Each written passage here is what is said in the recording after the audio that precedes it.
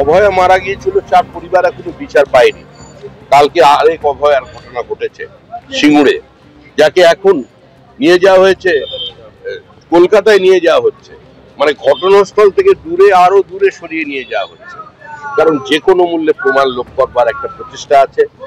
তার মা বাবা বলছেন মেয়েটি সম্পূর্ণ স্বাভাবিক ছিল, আগের দিন ভালো খাওয়া দাওয়া করেছে, ফোনে কথা হয়েছে, হঠাৎ পরের দিন আত্মহত্যা করলেন, এটা মেনে নেওয়া সম্ভব নয়। কিছুদিন পরে হয়তো একটা প্রণয় ঘটিত গল্প তৈরি করবে তৃণমূল কংগ্রেস। আমাদের যারা কর্মী, আমরা যারা তার মা বাবাকে ছিনতাই করে নিয়ে যাওয়া, আটকার ওর ব্যবস্থা করেছিলাম, যারাই পরিবারের সঙ্গে কথা বলেছে এবং স্থানীয় মানুষ বলছেন এটা একটি পরিকল্পিত খুনের ঘটনা। হুগলিতে নার্সের রহস্য মৃত্যু, ময়না তদন্তের জন্য নিয়ে আসা হলো কলকাতা পুলিশ মর্গে। কলকাতা পুলিশ মর্গের বাইরে চরম উত্তেজনা, বিরোধীরা যেমন বিক্ষোভ দেখাচ্ছেন, পরিবার কেন সম্মতি দিচ্ছে না ময়না তদন্তের জন্য জানবো, কথা বলবো। আমাদের সঙ্গে রয়েছেন আমাদের প্রতিনিধি অনির্বাণ বিশ্বাস। অনির্বাণ,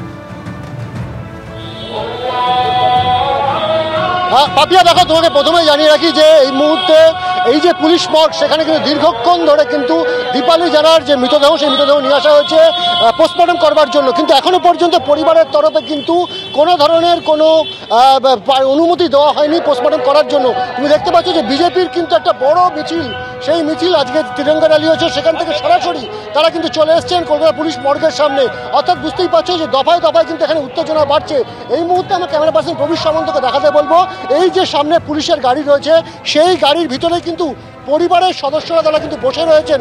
পুলিশের তরফে দফায় দফায় তাদের সঙ্গে এসে কথা বলা হচ্ছে, তাদের কাছে কনসেন্ট চাওয়া হচ্ছে। কিছুক্ষণ আগে আমরা দেখলাম যে একজন এসি পদমর্যাদার আধিকারিক তিনি এসেছিলেন, তিনি এসে কিন্তু বলেন যে আপনারা কি এখানে করাবেন কিনা। তখন পরিবারের সদস্যরা জানান যে তারা ইতিমধ্যে জানিয়েছেন যে হয় তারা কমান্ড হসপিটাল অথবা এমসে তারা কিন্তু পোস্টমর্টম করতে চান। আমরা একবার চেষ্টা করবো তার বাবার সঙ্গে কথা বলার। তুমি দেখতে পাচ্ছ যে একেবারে ঘর্মাক্ত পরিস্থিতির মধ্যে তিনি বসে রয়েছেন, সকাল থেকে কার্যত একেবারে খাওয়া জোটে নিয়ে সেরকম পরিস্থিতিতে।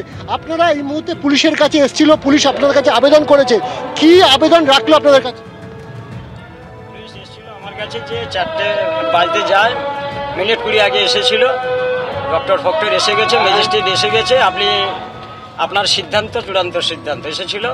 অফিসারের সঙ্গে আমি কোনো কথা বলিনি, ওনাকে না হ্যাঁ কিছু বলিনি। নেক্সট শ্রীরামপুর থানা থেকে ইনচার্জ এসেছিল, উনি চাইছিল আপনি কি করতে চাইছেন, এখানে কি করাবেন, আমি ওনাকে নো বলে দিয়েছি।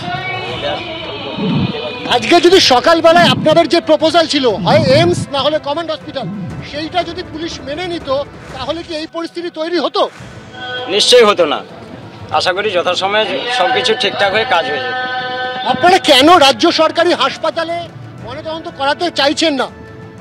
আপনি যে কথাটা বলছেন ওই কথার আমি উত্তর দেবো না। আমি সরকারকে উচ্চ করে কথা বলছি, ও কথার উত্তর, প্রশ্নের উত্তর আমি দেবো না। আমাদের বলার উদ্দেশ্য যে পোস্টমর্টেমটা তাড়াতাড়ি হোক, তবে তো সেখান থেকে কিছু পাওয়া যাবে। কারণ ও বডিটা আমার ধারণা যে সেইভাবে প্রিজার্ভ করা হয়নি। এবং 9ই আগস্ট 2024 যেদিন এই ঘটনা ঘটেছিল আরজি করে, আমরা তারপর থেকে নার্সেস ইউনিটি কনস্ট্যান্টলি বলেছি যে সারা রাজ্যে নার্সরা যেভাবে নাইট ডিউটি করে, যে কোনো দিন এই পরিবেশ আছে এই ঘটনা ঘটার মতো, সেটা আজকে মিলে গেল। এবং এখনও পিএসসিগুলোতে, বিপিএসসিগুলোতে যেভাবে নার্সরা নাইট ডিউটি করে, তাতে যে কোনো দিন যে কোনো মুহূর্তে আবার ঘটবে। এবং তখন এই চেষ্টাই হবে যাতে কোনো সত্যটা না বেরিয়ে আসে। ফলে নার্সেস ইউনিটি আমরা এর উপরে নিশ্চয়ই নজর রাখছি এবং এরপরে আমরা কি করব সেটাও আমরা ঠিক করবো। কিন্তু এই ঘটনার তীব্র নিন্দা জানাচ্ছি। আবার সেই অভয়া কাণ্ডের মতো প্রশাসন চেষ্টা করছে সব।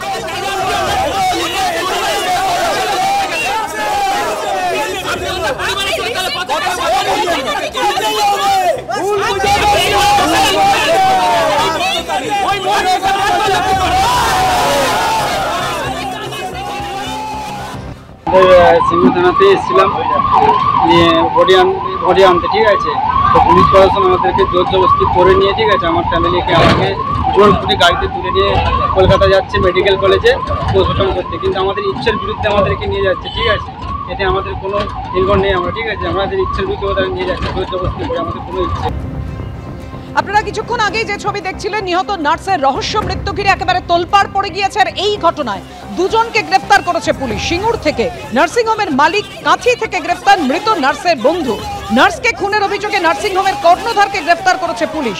পরিবারের এফআইআর, নার্সকে খুনের অভিযোগে দুজনকে গ্রেফতার করেছে পুলিশ। ধৃতদের 10 জনের পুলিশ হেফাজতের নির্দেশ দিয়েছে আদালত। হয়েছিল ঘটনাটা কি হয়েছিল? কি হয়েছিল ঘটনাটা কি হয়েছিল?